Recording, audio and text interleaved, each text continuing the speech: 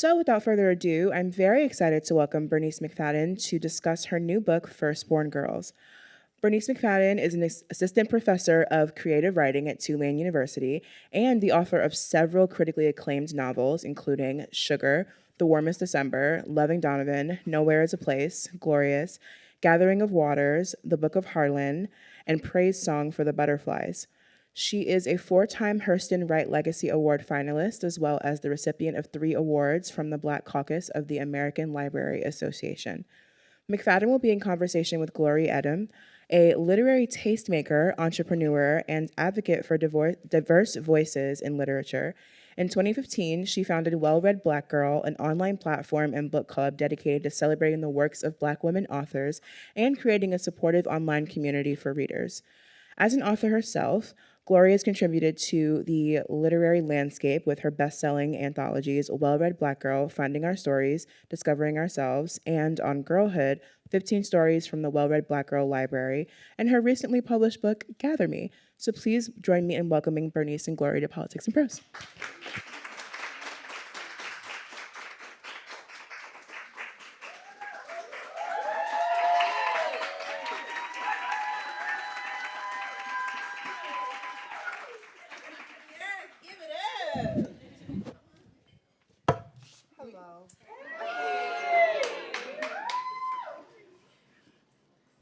How are you feeling? I'm feeling good. How are you feeling? I'm good. I'm excited to be here. Congratulations on this incredible, incredible book. Can we give one more round of applause?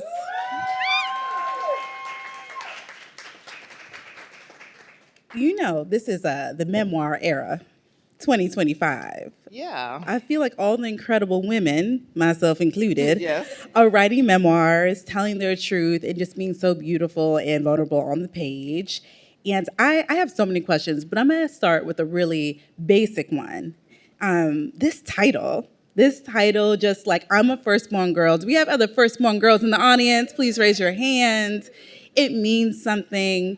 It just gives like this energy that like, okay, yes, the eldest, the firstborn. Mm-hmm. Why did you decide to name your memoir Firstborn Girls? Many, many years ago, when I was blogging, do people still do that? We still do, yeah, people still blogging. I actually titled my blog Firstborn Girl.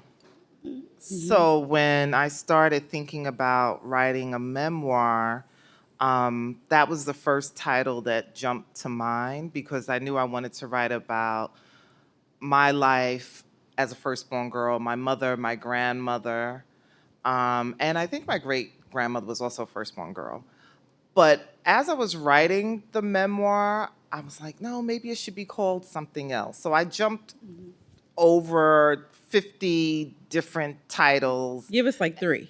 Her Story, and then God Made Woman. Oh, that's a good one. And there was something else, and my editor was like, "Yeah, we like the first one." First, yeah. Okay. Yeah.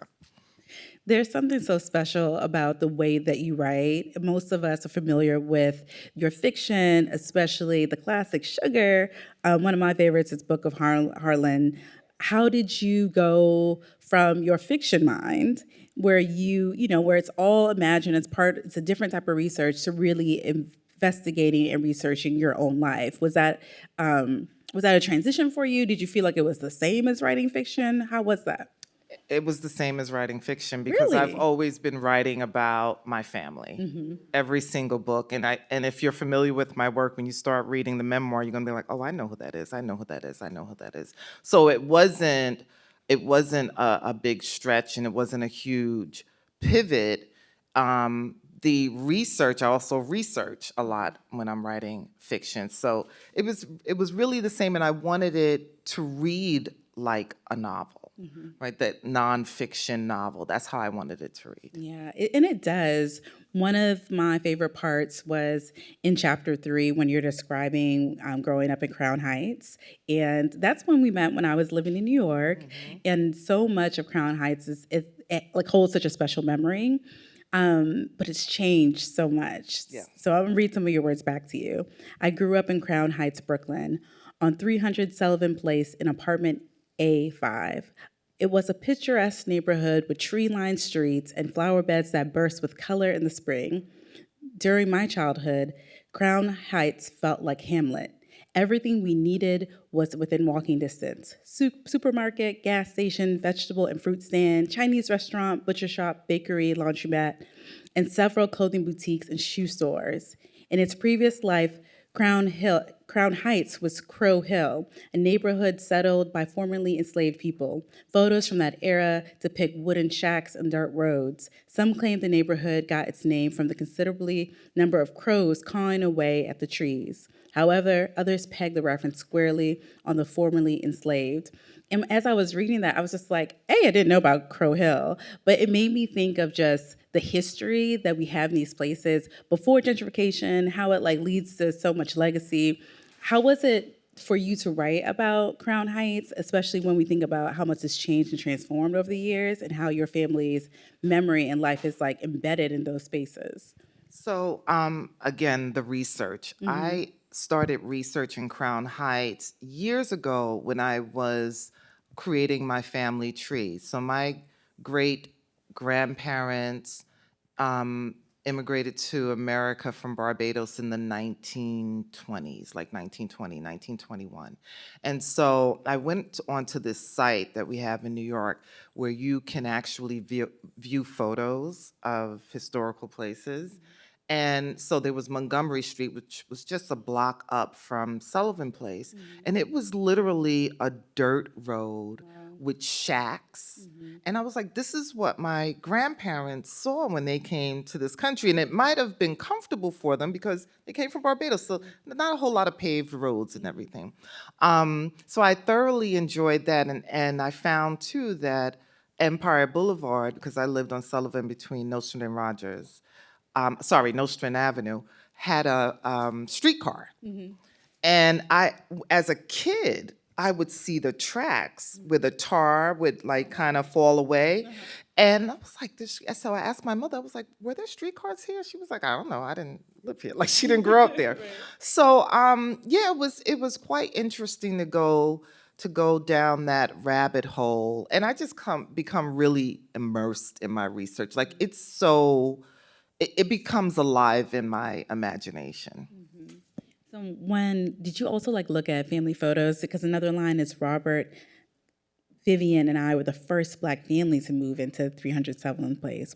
Did you have to like actually talk to family members that were still here or remembered? Like how was that research in terms of kind of corresponding with relative to kind of get the facts straight? Like where's the streetcar there? What was there? You know? Right. So the part about my mother telling me about us being the first Black family in that building, I was well familiar with that story, and I wrote about it in The Warmest December. The neighborhood, Crown Heights, and it's still very heavily Jewish neighborhood, Hasidic Jews, right? But then it became very Caribbean. With my research, I talked to a few family members just to get some stories straight, but these are stories that have been passed down from generation to generation. And when I was growing up, this is how we spent our time with our family members. We'd get together for birthdays or, whatever the holiday was, and it was stories that were always being told over and over and over again. The stories rarely changed, and it just became embedded in my psyche. So I didn't have to have a lot of conversations with family members. So much of memoir writing is about like the tension between like identity and belonging. And I think you do a wonderful job of, because as I was reading it, it did just feel like a story. Sometimes I felt like disconnected that it was like your story. I felt like I was like, oh, these characters, but I'm like, oh, I know Bernice. So like, this is her family. So I guess my question is, do you think that like that tension shapes the narrative when you're writing? Are you intentionally trying to look for ways that, give people pause or even like make them feel uncomfortable? Like, what is your goal when you're writing a story that's your life, Like, are you thinking about the reader at all, or are you just trying to tell your truth? I'm thinking about me, Yeah. right? And with any piece of writing, whether it be fiction or nonfiction, I'm writing for me first. This is not to say that when there's some things in this memoir that I was like, oh, should I put that in there? And not because I was concerned about you, the reader, I was concerned about my mother. Yeah. Yes. That's what we get into next. Yeah. Yeah, I was concerned about my mother, and I think that there's some passages that my siblings are going to be surprised to learn about, and other family members. But the person I was most concerned about was my mother. Yes, I can relate to that deeply. And that is a perfect segue to my next question. So how did you set the boundaries about what stories you were going to tell, especially when it's sensitive, it's your family, it's your mother, and you want to do your due diligence to respect your mother, but you also want to tell your truth and have a whole story. How did you strike that balance? I felt that it was really important. So I'm concerned about really how the past informs the present. Yes. Right? Why am I the person that I am? Yes. Why are my siblings who they are? And so it was important for me to interrogate the past in that way and put that truth down on paper for my descendants, right? They need to know this, right?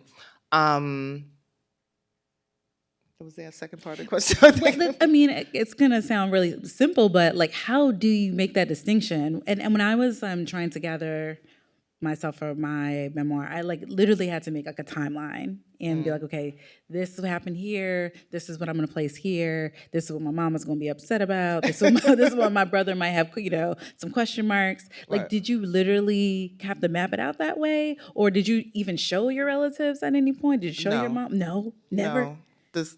It dropped on the 4th. They saw it on the 4th.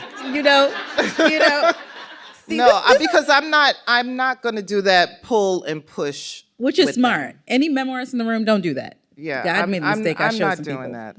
I'm not doing that because they're really, well, I heard it differently or I saw it differently. But memory is subjective. Yes. So I had a conversation with my mother, and I said, "Listen, here's the book. I've been working on it for 4 years. For 4 years, she's like, you still working on that book? You still working on the book?" And I was asking her questions. And so finally I gave her the book. I said, "Listen, I really don't want you to read it." Yeah. Because I don't want you, I said, "You're going to get angry." Yeah.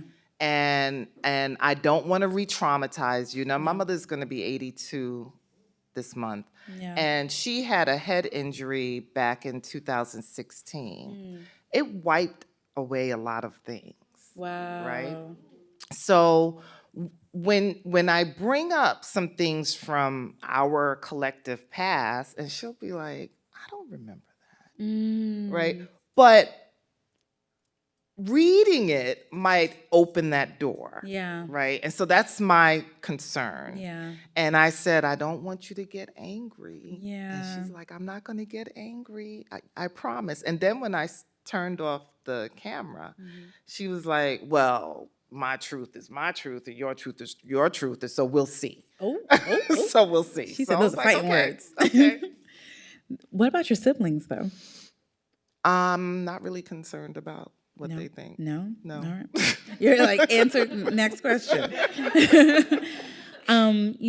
This might be a good opportunity for you to read from the book. I would love to hear you read, especially when we're talking about moments that are full with tension and dynamic. Could you set us up a little bit on what you're going to read? So my Aunt Anna, my grandmother's sister, she was the most loving woman that I knew growing up, right? She was the one that gave out the hugs and told you look beautiful even if you didn't. She was that woman, church going, singing, the baker, this just really loving. But then, I started hearing these stories about her that did not fit the woman that I grew up knowing. So My mother and grandmother lived with my Aunt Anna and her daughter for a period of time when they first moved to Brooklyn in the 50s. My Aunt Anna was a big woman, and she liked tiny men. And I think now, and I know it's a preference, right? But I think now it's because she really wanted to be able to lord over them and manhandle them. She said literally.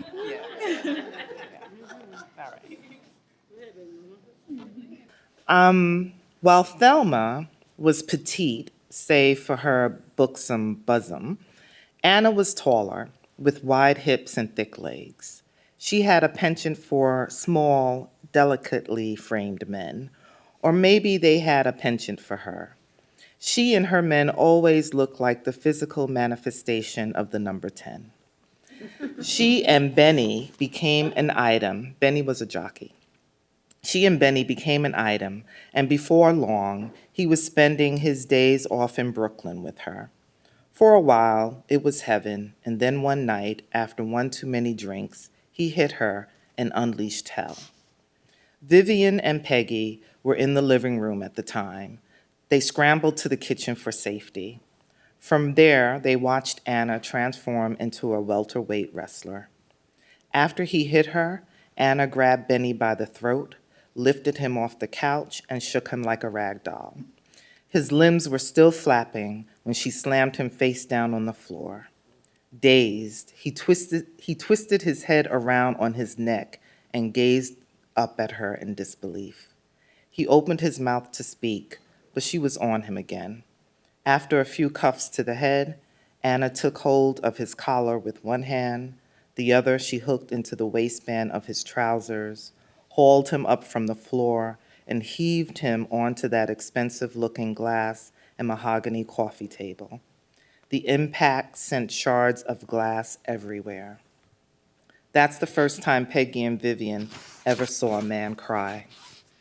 Did he call the cops, I asked, after the story for the first time. Did you? Vivian laughed, which is Black speak for hell no. Afterward, Anna patched his lacerations, and they crawled into bed together. The next day, he left and never came back. When I first heard this story, I found it unbelievable because Anna was the gentlest, kindest, most generous and loving person I knew. I'd seen her frustrated, peeved even, but never enraged. While her temper was a mystery to me, it was legendary with other members and people who lived in the Brookline housing projects. Her daughter Peggy was just 16 when she gave birth to her first son, Wayne. Earl, aka Mo, came the following year, and James in 1966 when she was 19 years old.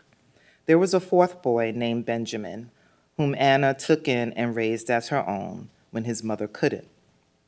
This quartet of boys were affectionately dubbed Miss Rose's boys, and woe to the person who ever brought harm to any one of them. The man who owned the corner store learned that the hard way. One afternoon, Anna decided to make one of her famous 6-layered coconut cakes. She had all the ingredients, but was low on flour, and so sent James across the street to get a fresh pack. The store owner knew James. In fact, he was well acquainted with the entire family.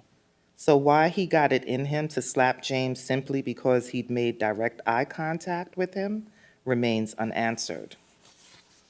Eyes tearing, James ran back home holding his stinging cheek. "What happened to you, and where's my flour?" Anna asked over the large mixing bowl. He slapped me," James said, sniveling. Anna's brown eyes turned black. "He who?" she growled. "The man at the store." Anna pulled herself up from the table, throwing her tweed coat over her house dress. She didn't bother to put on shoes, just beelined it out of the apartment in her slippers. It was late October, chilly but not freezing. Anna tramped across the fallen leaves, crossing the street against the light, throwing death stares at the motorists angrily honking their horns. At the store, the man looked up to see Anna marching through the doorway with all 4 boys in tow. She set her clenched fist on her hips and fixed her eyes on his. Did you hit my boy? The man didn't miss a beat. Yes, I did. Why? 'Cause he was looking at me. Anna's fists balled tighter. You see these boys, she said, sweeping her arm over their heads. These here are my boys, and I'm the only one who hits them. You better not ever lay a finger on nan one of them ever again. You hear me? The man's lips curled into a simpering smile. And, she added, leaning in so close that he could smell the Pepsi-Cola on her breath, if you do, I'll kill you. The man rolled his eyes and chuckled. Get out of my store. Anna gave him one last long fuming look and turned around. Come on, boys, she commanded. The family filed out of the store. Maybe the proprietor had made a habit of slapping children without consequence. Maybe he had never had a woman threaten to kill him. Whatever the case, he was, shall we say, perturbed. And before Anna could cross the street, he launched a 40-ounce bottle of Colt 45 at her back. It missed and shattered on the ground, wetting her legs. Stunned, she spun around and stared down at the broken glass and puddle of beer foaming at her feet. Her lips parted and then closed. She took a deep breath, glanced up at the sky, and then down at her terrified boys. Go home. Get home now, she demanded in a calm and even voice. Go on, it's okay. The children scampered across the street, but did not go into the apartment building as ordered. Instead, they huddled together in the courtyard to watch what happened next. Anna shoved her hands into the coat pockets and rocked back and forth on her heels. Her eyes ranged over the front of the store. From the owner's vantage point, Anna seemed to be sizing it up. Just as he opened his mouth to holler at her, Anna's right hand rocketed from her pocket. In her hand was a snub-nosed 45. She aimed and fired. The man hit the floor, throwing his arms protectively around his head. After she emptied the magazine, she strolled across the street as if nothing at all had happened. Seeing the boys gaping at her, Anna said, Didn't I tell y'all to take your black asses in the house? The boys ran into the building and up the stairs. The man lay there for a long while, whimpering into the linoleum and squirming in his urine-soaked pants. When he finally summoned the courage to pull himself up off the floor, he saw that the windows were riddled with bullet pits. When I heard this story, I posed the same question I had after hearing the first story about my sweet Aunt Anna. Did someone call the cops? Did you? I love that. I love that.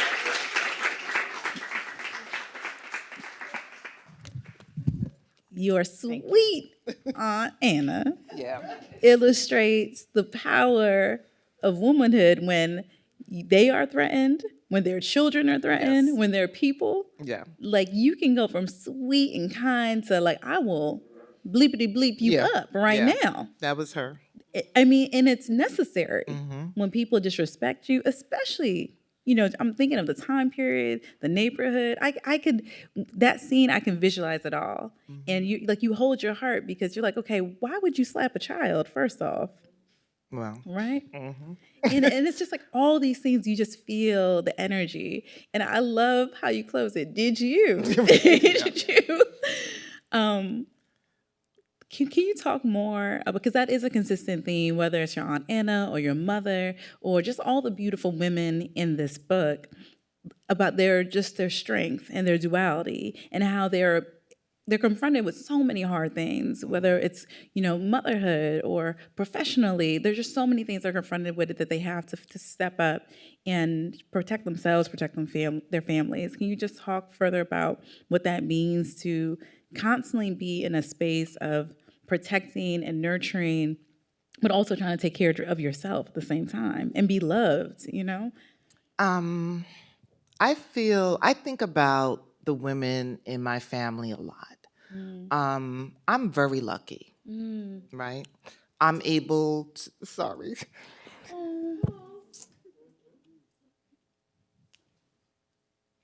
We love you.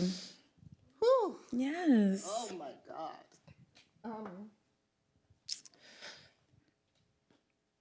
We're here. Give me a minute. Yeah. Give me a minute. Let's give her a clap. Because, yes.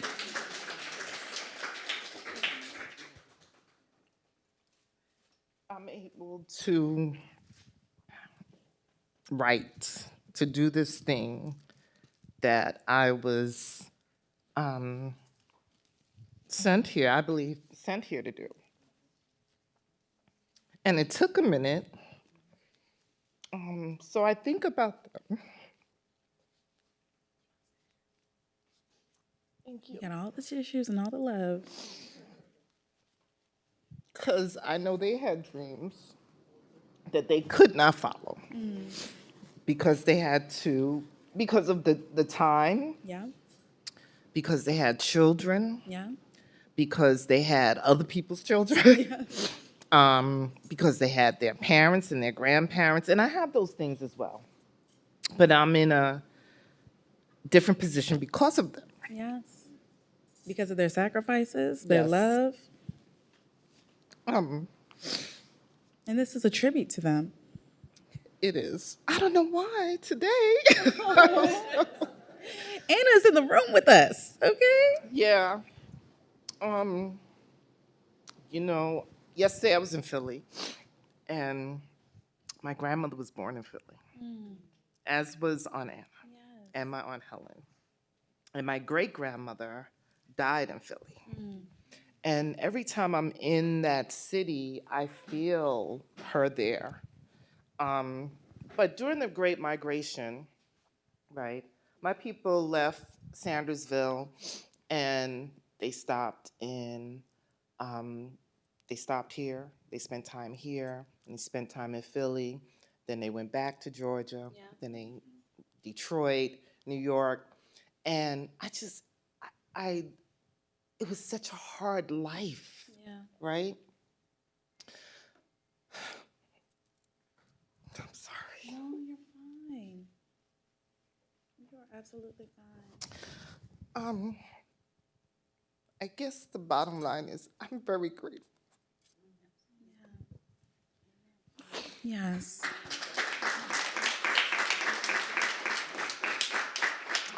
Yes, I'm very grateful. And I don't know if I answered your question. No, you did. You said we're with you. We are also overcome with the emotion because what you have done is paid such a beautiful tribute to their lives. And we get to witness that through your writing, through the beauty of it. Like that story you just read, we were there. We felt it, just the protection. And your ancestors, your people are with you. Yes. I'm gonna read your words back to you some more. Okay. Because another favorite part of the memoir is when you start writing and how you talk about the books that you've read. And I'm just gonna read it to y'all. So the first story I penned at that young age was a racy tale that was largely plagiarized from one of Jackie Collins' novels. Vivian kept hidden away in her underwear drawer. Now look at you, going through your mama's drawer. Vivian was in the kitchen preparing dinner when I set the handwritten pages on the table. What's this? I wrote a story, I proudly announced. So her mama reads it. I'm gonna skip down a little bit. And I love this part. Bernice, she started carefully. These things you've written about, have you experienced them? What things? She shifted uncomfortably in the chair. The sex things. I grimaced at the question. Of course I hadn't experienced the sex things. I just made up a story, not real life. And so it continues about the back and forth. And you also talk about your language arts class and how you were assigned the books by Jane Austen and Emily Bronte, all the people, Emily Dickinson, but none of the masters of literature, the classic masters of literature, were Black. and scant few were women. So what was a young Black girl of American and Caribbean descent, born and raised in Brooklyn, with dreams of becoming a writer to think? Can you talk about that experience of, not necessarily reading Black literature when you were of school age, and then trying your hand at it, and your mom up to be like, what is this? What you reading right now? Just, can you tell us about that experience? So I was really left with no choice because I came home one summer after spending the summer in Barbados. My father had thrown out all of my books, all of my children's books, right? I was a big reader. And I don't know if any of y'all remember this, but those spicy novels, you were able to buy, people would buy covers, plastic covers for them. You remember that? And so I would always see my mother with these books with these plastic covers, and I'm like, why is this covered? And so I took one day, and I was like, oh my goodness. Now sex had been demystified for me very early on in my life because of my grandmother, right? She just spoke directly, and she didn't want. She would always say, well, if you don't learn it here at home, I don't want you to learn it out in the street, right? To my father's dismay. Anyway, so I understood sex, but I didn't understand sex in the way that they were writing about sex. I think my mother's other concern was that of the legacy of sexual violence in the family, right? And I think that's really what jumped to mind. When she learned that I had been reading her book, she took a breath. So when I decided at the age of 9 that I wanted to be a writer, I stayed with that hope and dream for a number of years, but it slowly started to fade because I didn't have any role models. Yeah. Now, I knew that there were Black writers during the Harlem Renaissance. And, I'm a kid. I'm like, well, that was a long, long time ago, and they're all dead. And so where does that leave me, right? So I went off to boarding school, majority white, and yes, they were the masters. And they weren't speaking to me. Yeah. And, someone else talked about this too, Lynn Nottage. Are y'all familiar with Lynn Nottage, the great playwright? She was like, I didn't read those people. I didn't care to read those people. But we are taught that if you don't read these people, you can't be a great writer, which obviously is ridiculous. Yeah. So it wasn't until 1983 when I graduated high school and I was back home in Brooklyn that I discovered The Color Purple, or The Color Purple Found Me. And I was like, I know all these people. These are my people. Yeah. Sophia is our Anna, right? Yeah. And so I was like, and then she went on to get a Pulitzer. I was like, so this is possible. I can write the story of my people, because I was writing, but I was mimicking what I was reading, and it didn't speak to me. Like, I wasn't writing from the inside out. That didn't happen until later. You close that chapter, I needed more stories written by Black women about Black people. And so with The Color Purple as my flair, I trekked off into the literary wetlands in search of more. So when you did discover the people that inspired you, the books that led you to be a writer, can you talk more about those writers? In particular, you just mentioned Alice Walker, how influential she was to the writer you are today. And also that, the role books play in your life in general, because you mentioned a lot of books throughout the memoir. That book was so important to me. But then I went on to discover, of course, Toni Morrison, Sula, Marita Golden's work.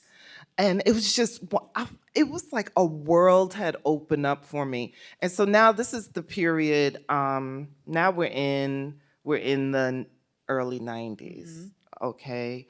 Terry McMillan has kicked down this door, and suddenly we've gone from a shelf in the bookstore to a whole section, and every payday, that's where I was. Yep.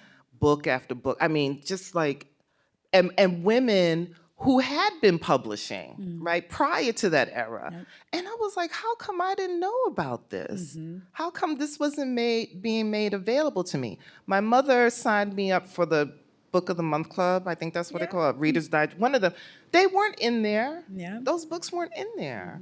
So, yeah, books really, they saved my life. They shaped my life. They continue to do so. I'm always traveling with books. I know, people like to read on their Kindle. I gotta have a real book. A book. Yes. And I like to be surrounded by them. Yeah. It's like being surrounded by friends. Yes. And I continue to buy them, and it's not called hoarding, right? Yes. It's just, sometimes I feel like I'll buy a book because I like the cover, or I'll buy the book because I like the first chapter or whatever. And I might, put it on my shelf, and years will go by if I get to it, but I'll just pick it up and hold it. Yeah. Right? And I feel like I could absorb information just by having the books around. Yeah. Hi, I'm so glad that you called out the one and only Marita Golden. Yes. She is so influential to so many Black writers and has shaped their careers. Yes. And she recently wrote a book. Yes. I mean, you've written so many, but I'm thinking of your most recent, How to Be a Black Writer. Yes. And I would like to pose that question to you because, as you mentioned, there was a space in the 90s with Terry McMillan, and now we're moving into this new era of social media being used to like amplify books, but the writing, quality writing remains to be, it's the same, right? Like whether you're boosting it on social or you're, in a bookstore, like all of it is about like getting that voice out and making sure people have access to quality Black writers as like yourself. But you've seen the industry change in so many different ways. Can you talk about that experience as an author, as a writer, going from when you first published Sugar to now writing this memoir, how the industry has changed and how you've evolved as a Black writer?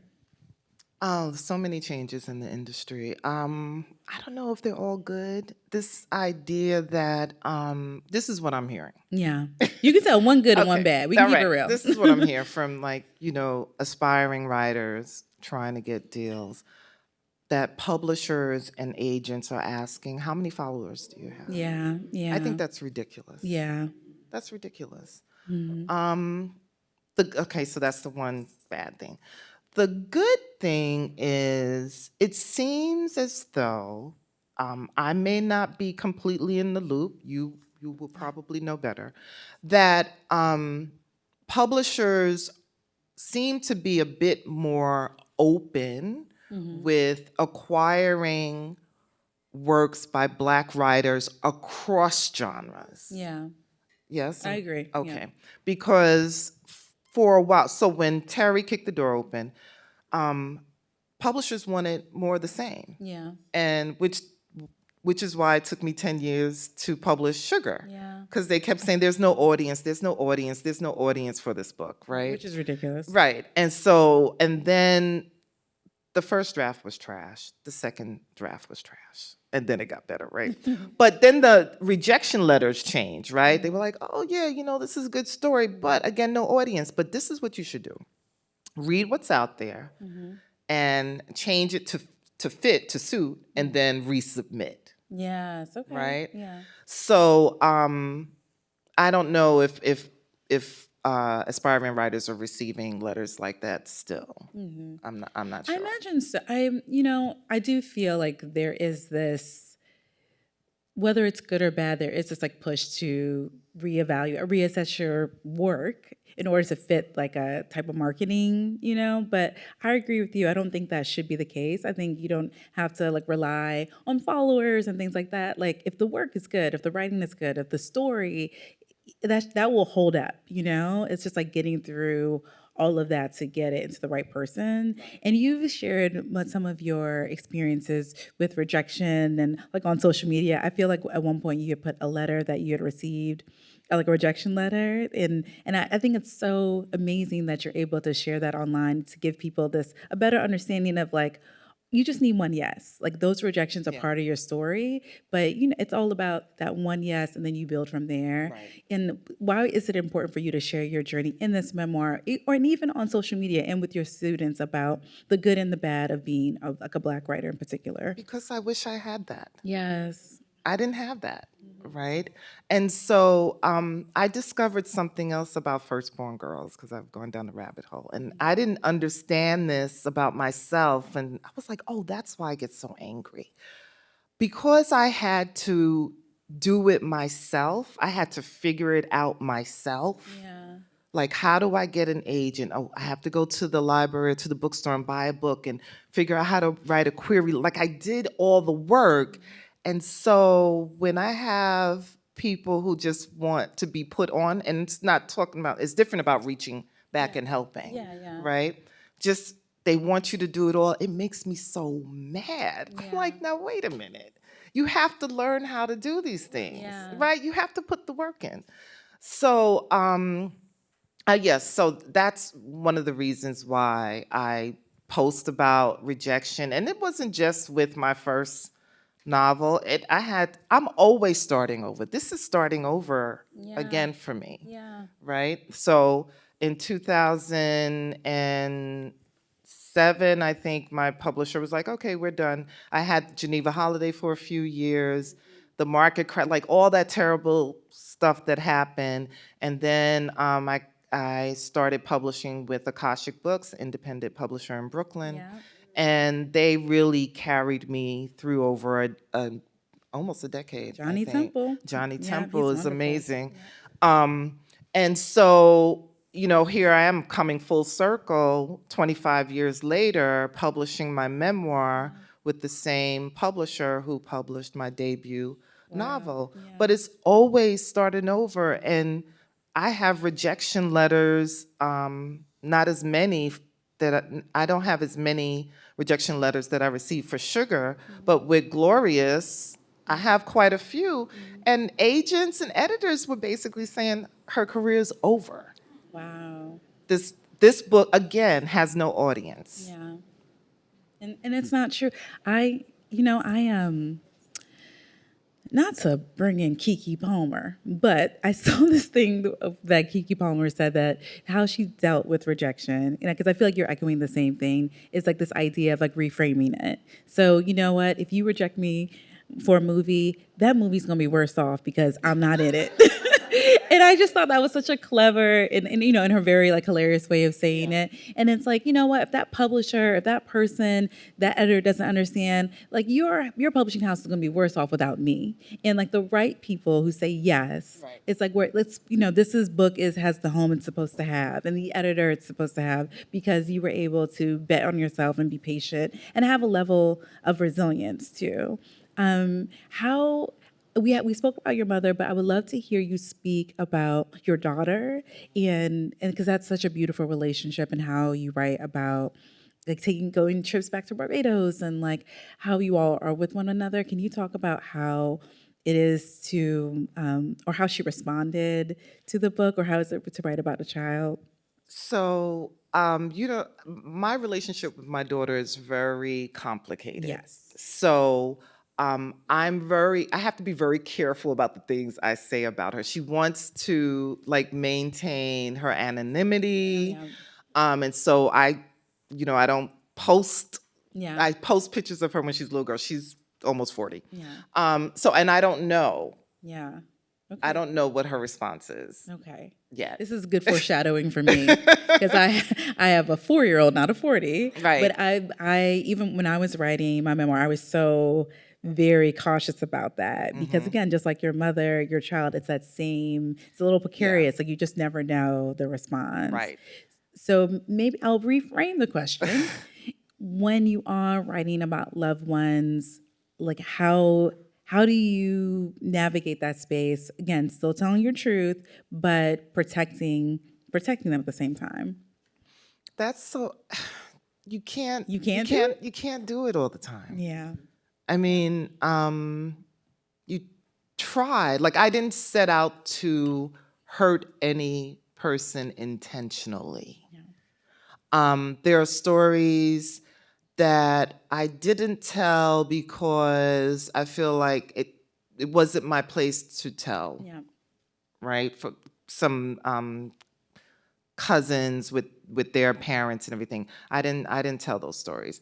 But I would like to write another memoir. And and I'll ask them, we'll sit down and have a conversation and I'll ask, is it okay? Yeah. Yeah. But no, just really quickly, I'm sorry.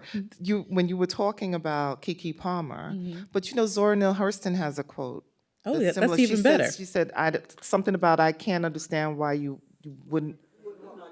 Well, Yeah. but yes. Yeah. Yes, It's the same thing. Yes, Yeah. classic. Kiki just switched it up. I should have went with Zora. You're right. I'm going to now open it up to questions in the audience. We have a mic right there. If you have a question, a word of encouragement, anything, feel free to just raise your hand and we'll bring the mic over.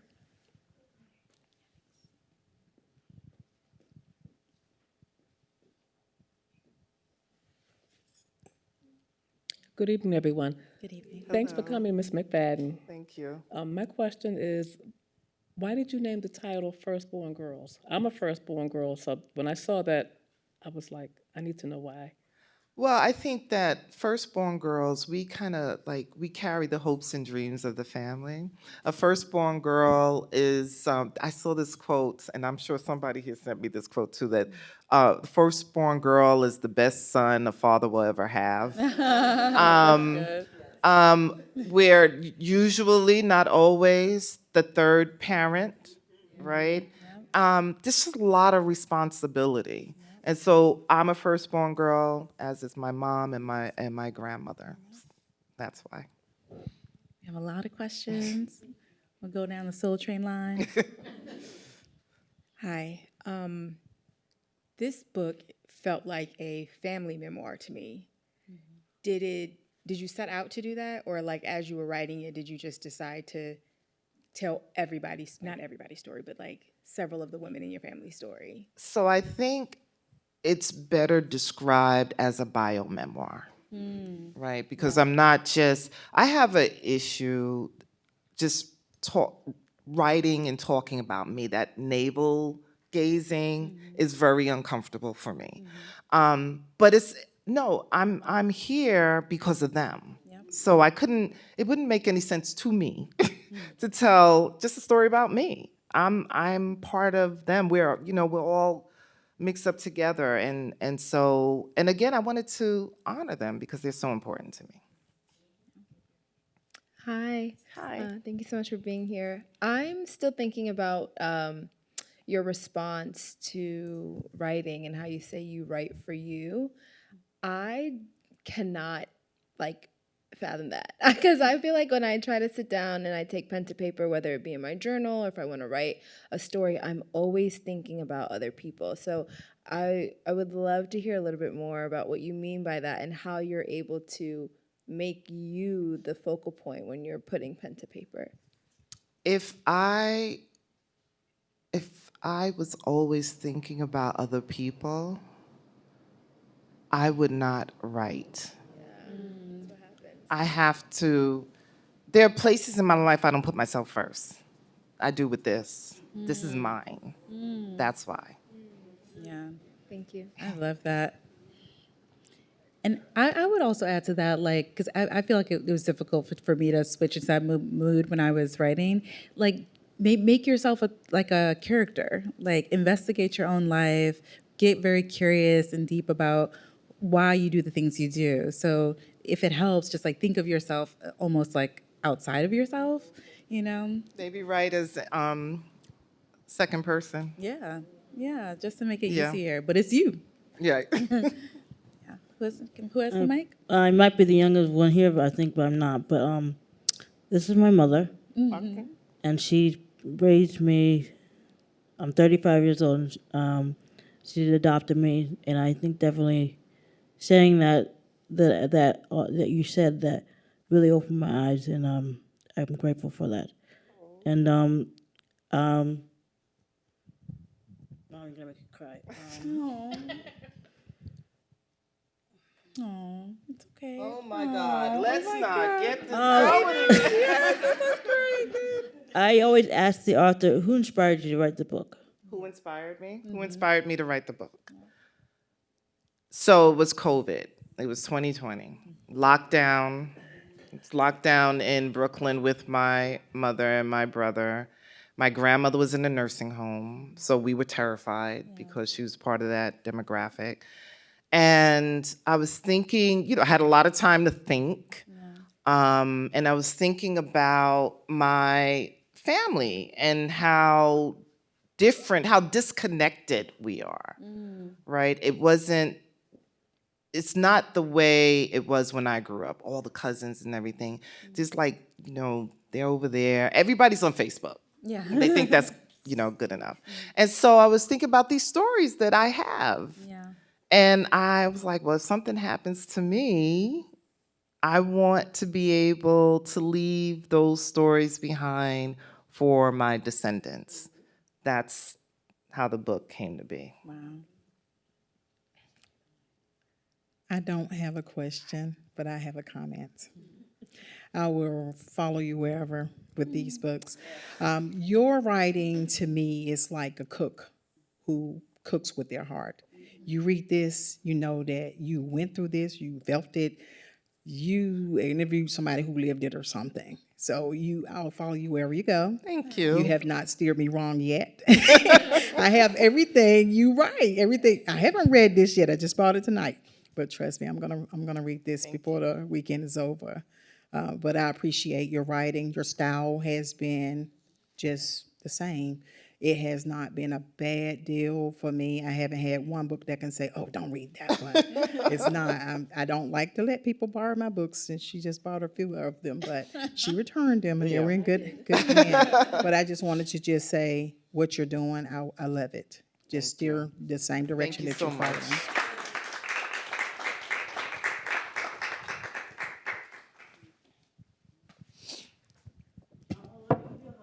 Oh, everyone's like, oh, you're so sweet.